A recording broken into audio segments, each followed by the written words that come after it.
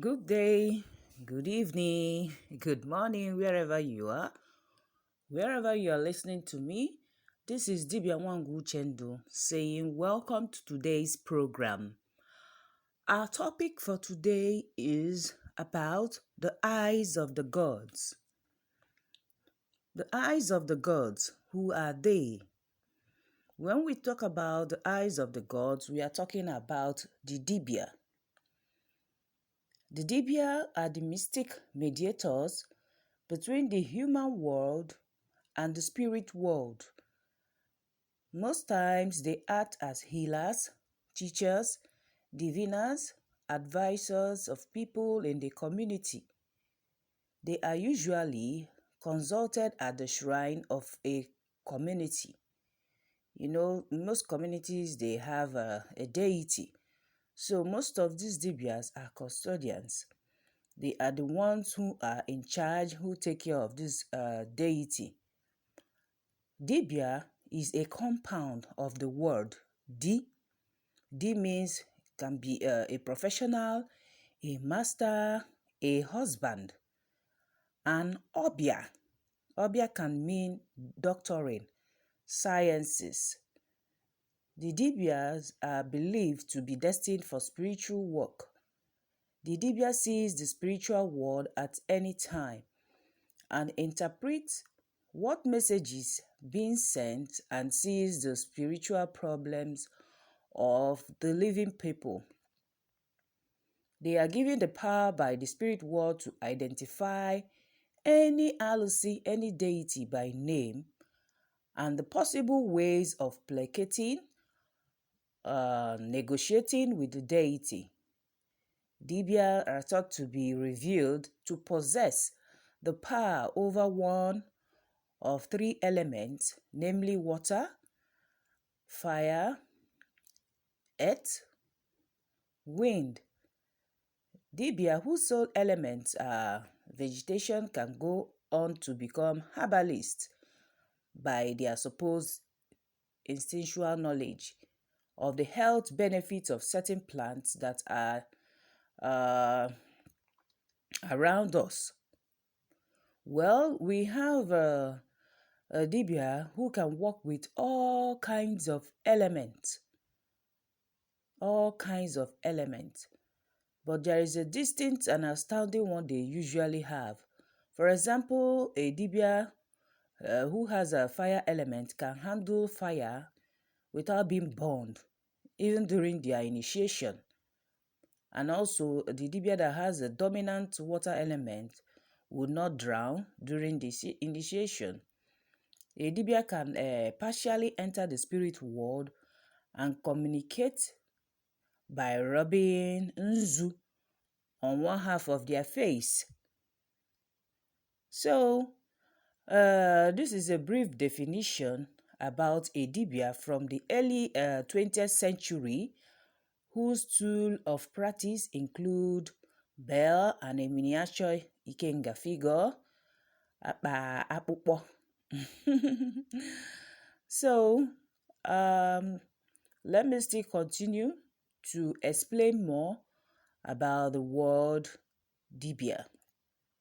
Most people call them native doctors, but I prefer for one to use this name, indigenous doctor. Okay? A Dibia in Igbo culture is a man or a woman like myself with vast knowledge of nature and spirituality. In some cases, they are called the wise ones, the great ones, the eyes of the gods, or doctors, which the literal meaning of the word Dibia is in Igbo language. So, in this knowledge, they are mostly people who are divinely chosen to be Dibias. And sometimes it can be learned by being around a Dibia or serving as an apprentice to a well knowledge, vast Dibia. So it depends. Then I want you to know today that there are several branches of being a Dibia. Hence, being a Dibia is a vast knowledge It is so vast as when you say in English that someone is a doctor. You know, we have different kinds of doctors, okay? For example, in Western world, a doctor is defined as a teacher or a learned man, someone who holds a doctorate degree, a physician or a surgeon, a person licensed to practice any of the healing arts as an osteopath, dentist, veterinarian, you know, the doctor for children. We have lots of them. And the word doctor originated from an old Latin word meaning the word is a doctore, which means a teacher. And in English, as doctor, teacher, or learned man. In Igbo setting, dibia, being a vast field of knowledge, include many types. We have so many types of dibias. That is what I want to let you know. We have so many types of dibias. We have dibia mkporogu, na mkpa akwụkwọ or mkpa afịfịa like some will say, which we call herbalist in English language. And of course, you know today that so many people have upgraded their knowledge. It does not mean that they are not dibias, because they go on to patent it, to use these herbs to manufacture medicine that is good for humanity. They turn it into a finished product and package and label it. You see them in the market. I think that way they have been recognized because they have added to humanity. So these dibia mkporogu na mkpa, they are naturopaths, you can call them that, natural doctors, holistic doctors, as the case may be, because they use these herbs to manufacture medicine, make it to become medicine. Although it is not very refined, but it is acceptable in my own culture. All right? We talk about a lot of them. We have one in the name of Ebere Asonibe. She manufactures what we call Ucham tea. Ucham tea is very, very good. It's a herbal medicine that one can take, and it cures a lot of ailments. So you see, when we talk about upgraded agu, we mean those dibias who can mix their practice with modern and tradition. No, we talk about the modern era and the traditional era. So you see, she has crossed over to both worlds. Unlike before, you see most herbalists, they stay in the village and they always forage in the bush looking for herbs. Of course, with the help of their Arobonago, they go into the forest and talk with these leaves, because there are secrets behind this. Before they can be able to get one or two leaves or branch or bark or trunk of the tree, you have to communicate with the spirit. You have to communicate with these leaves. I know that most of you are not aware that leaves talk. Yes, it should not be a surprise to you, please. If you are not aware of it, you should be aware today. Before you take anything from any tree, any plant, you have to acknowledge it. You have to talk to it. You have to greet it. You have to accord respect. Sometimes you can drop money before you can be able to collect whatever you want to collect. That is why when you see some of these herbalists talking to leaves or plants strangely, you don't have to be afraid. They are communicating. There is a reason why it is done that way. You accord respect, because Ordinary is about respect, veneration of nature. You respect nature too and accord them their honor before you can be able to interact or get anything from them. Imagine going straight to the tree, you just uproot it or pluck the leaves, pluck it anyhow. Most times, the result might be that what you want to use it for, it might not work for you. So therefore, you have to accord it the respect. You can even talk to it, converse with it. Some who have crossed over to the spirit world, who are dibia mkporogu na mkpa they can identify them and talk with them, communicate properly. And the list will also give them direction on how to treat the patient. So I said it depends on if the Dibia's Arabunago is very, very active. That is when you will now know that you don't go inside the bush or forest to pluck these herbs anyhow. Sometimes it requires you dropping money. It can be a coin, it can be currency. Sometimes you have to knock and introduce yourself. Tell the leaf that I am here. Please, I want to take some of you to be able to heal someone. Sounds strange, doesn't it? Okay, we go over to another type of dibia, Ezemwo. Ezemwo is the chief priest of an oracle. They are also referred to as the mouthpiece or eyes of the gods. These are sets of people which we also refer to as dibia. They serve as mediators between the people and the oracles. They offer sacrifices to the gods or the oracle and also alert the leadership of the people when things are going wrong in the society. For example, when an abominable act is perpetrated either in the secret or open.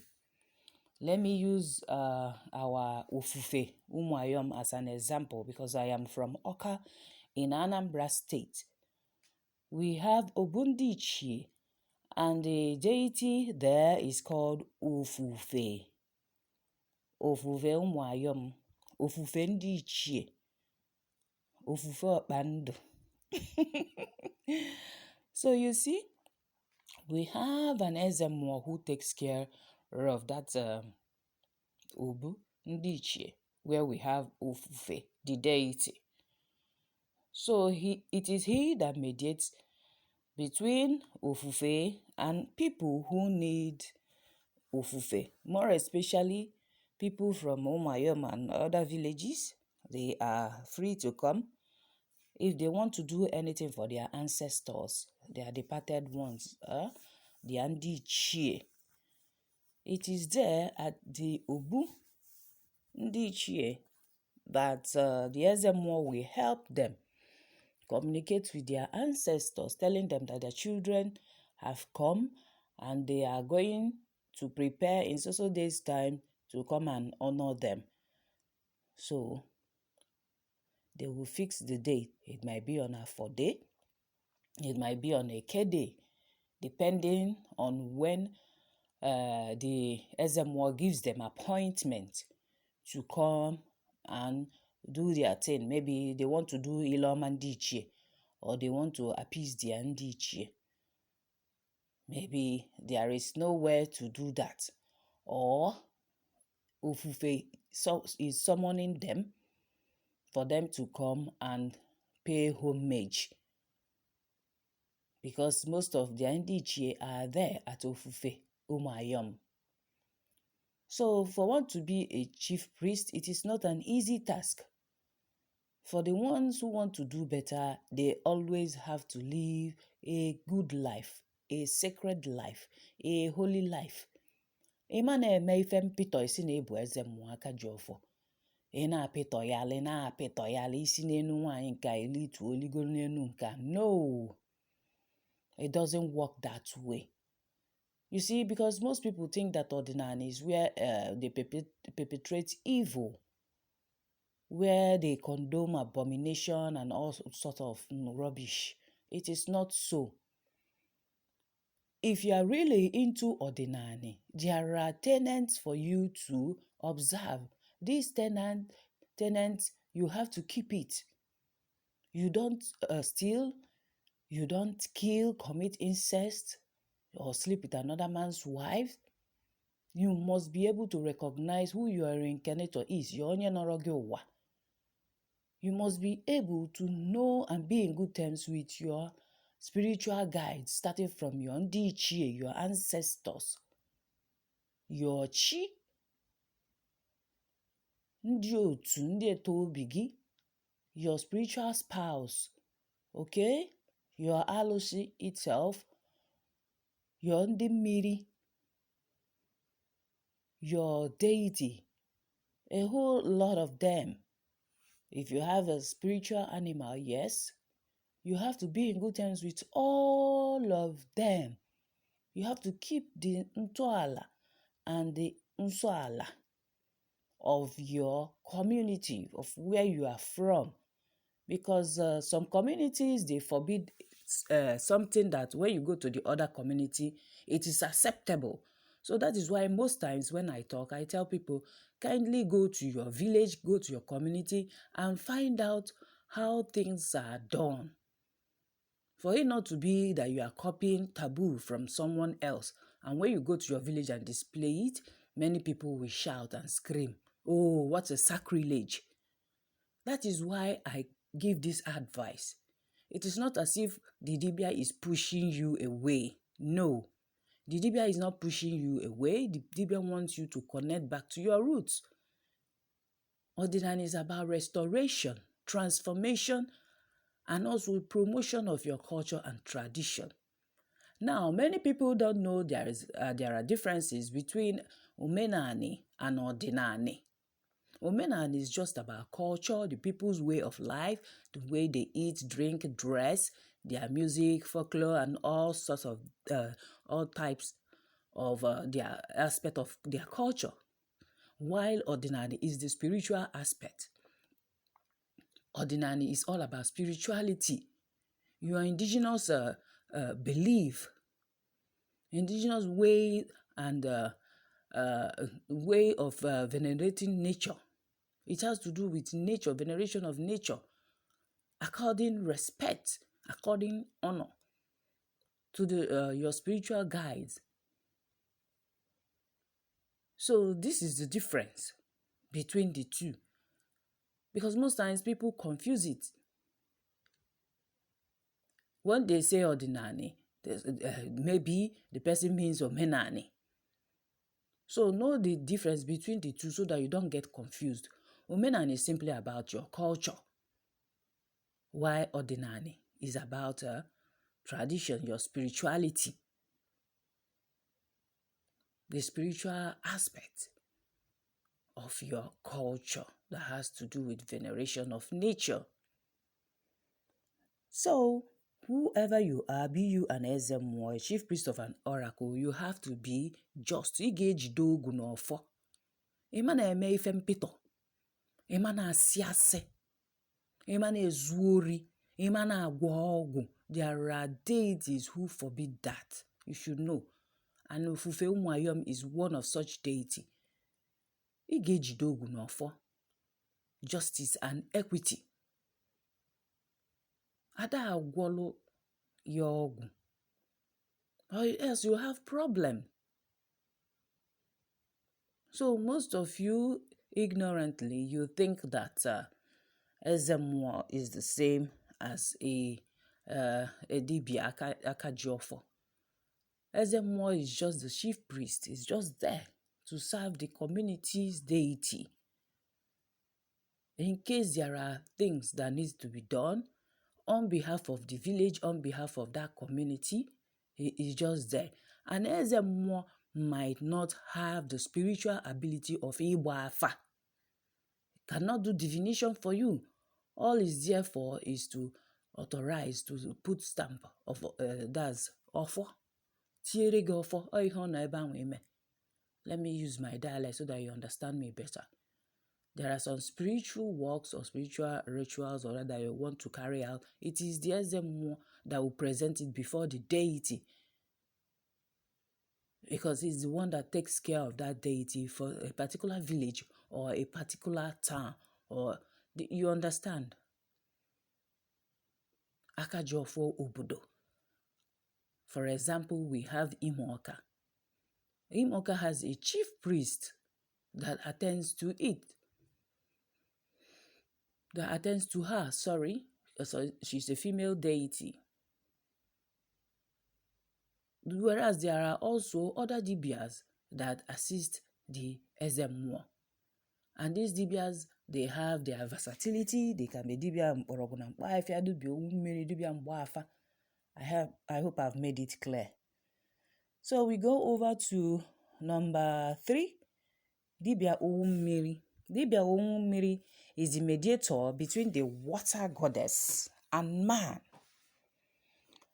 These are special section of Dibias whose works comprises of reaching out to the river goddesses and gods to help people with issues relating to water spirit, like Obanje, Dimiri, and also Iyuwa. They help solve this problem of Iyuwa. They can offer sacrifices and mediate between the person involved and the spirits in order to bring solution. It is not as if a Dibia Oummiri cannot wafa, because the gifts are diverse. Enwere dibia ị ga-afụ o zuru ezu na mmụọ. We have had this argument several times. Enwere dibia ị ga-afụ o ga-ezu ezu na mmụọ. But it's very rare to see them. It's very rare to find them. They can talk to spirits. And this kind of dibia, they operate in a very high level, unlike others. This kind of dibia, 247, you don't know whether it's a kalamadu. It's just more. If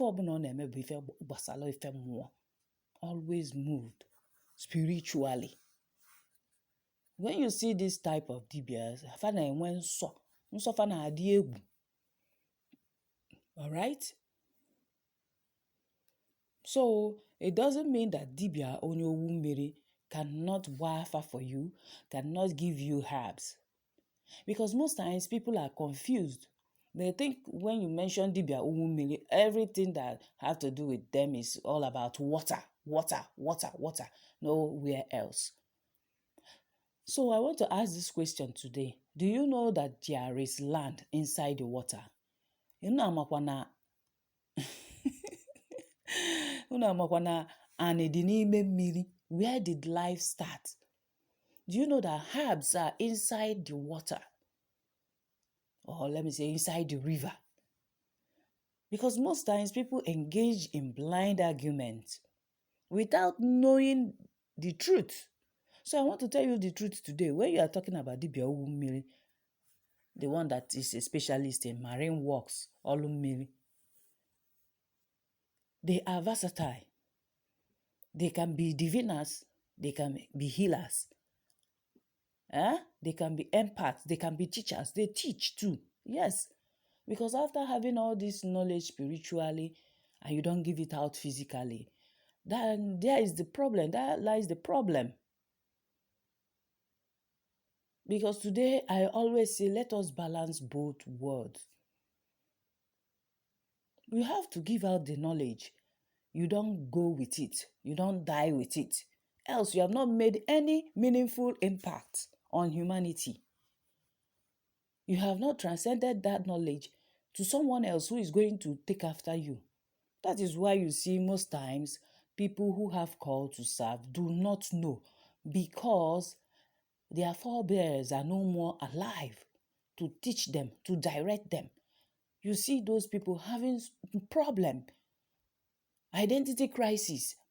They wouldn't know their area of specialization in their family. And most times, some of these family members or parents, they are so wicked that they won't even allow you to answer your call in peace. Maybe in between life and death. You now see them, okay, since that is the only option, okay, go ahead, become a dibia. They are not helpful. Why? Because they are afraid. They don't understand the word dibia. They don't know that a dibia means a savior, a healer, a teacher, a diviner, a master. They think everything concerning our tradition is evil. It is a very gross misconception. I don't blame them, but we are no longer in the era of slave trade or colonial era.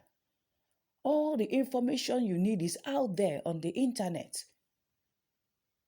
But will our people read? Will they understand? Will they ask questions?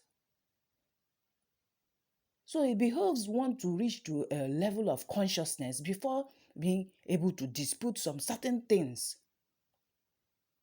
Our people believe everything. They take it hook, line, and sinker. They are like, it's so painful. It's so painful. As I am on this journey, I have been stigmatized a lot, even by family members. I tell you that I also use myself as an example. You see my picture, oh, you see this beautiful woman, this, that, oh, she's so fine. Do you know what I'm going through? Do you know what is happening inside of me? Most of you don't know that Dibias are also humans. When they talk down on us because of our profession, I will laugh. Yes, it's very, very funny, very amusing. Because they don't know we are their brothers and sisters. You see us everywhere in the society. You see us at the top echelon, except when you come closer, you will now discover this person is a dibia. Then you try to find out the kind of dibia the person is, because it's not all dibias that do all spiritual works. Ekele olu eke. So that engineer you see, that doctor, that pharmacist might be a dibia. That professor who teaches you in your university or your polytechnic or your secondary school might be a dibia. People can have more than 3 or 2 jobs, don't you know? Or is it because our country, Nigeria, has put a barrier and some certain limitations to us? I think it will get to a point in this country that people have to work jobs, so that you can really see people and their diversity. Nigeria is a pluralistic country, which diverse people, diverse culture, and a whole lot of it. That is how a dibia is.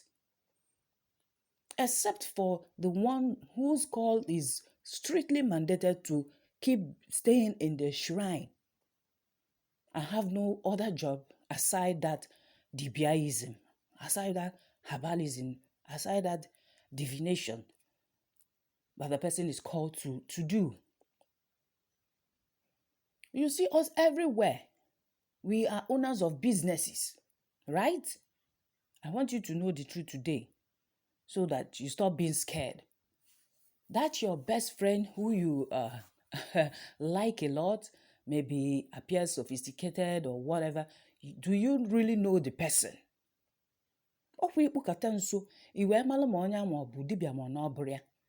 Then there is a difference between a dibia and somebody who is just a traditionalist. Because our people, you merge the two together. Once you see someone with the white chalk, automatically you assume the person is evil. Automatically you assume the person is a dibia. Automatically you assume the person is diabolic.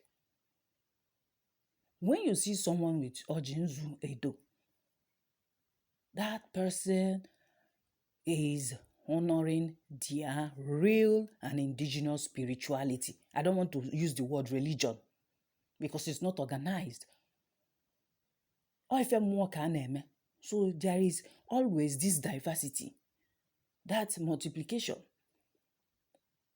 Because the gift this one carries is not the same as the other. That is why you see it that way.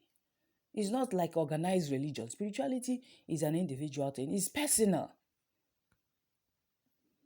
It is not a general affair. All right? So